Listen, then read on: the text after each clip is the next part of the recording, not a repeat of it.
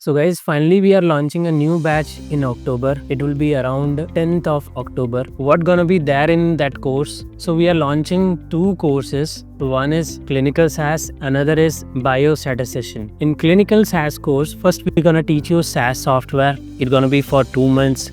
Then clinical, it's gonna be for around 1.5 months. Then exam preparation, that's gonna be for 1 month. And then internship, that's gonna be for 3 months. So overall duration of training plus internship plus exam preparation will be 7.5 months. But within a span of 4 months, you'll be ready to crack or give any of the interview. Okay. And what is the fees for this course? That is 40,000 plus 18% GST. I hope everything is clear to you. On top of that, if you want to add R programming, okay, so you can add it by paying 15,000 plus 18% GST. If you are adding Python as well, and again you can pay 15,000 plus 18% GST and you can get them as well. So the course duration is total 7.5 months, approx 3 to 4 months will be ready to give an interview or crack any interview. Right now we are offering internship and SAS exam preparation for free. We are not charging for the people who are taking this course, but anyone taking internship and SAS exam preparation separately, so there is a charge, and date will be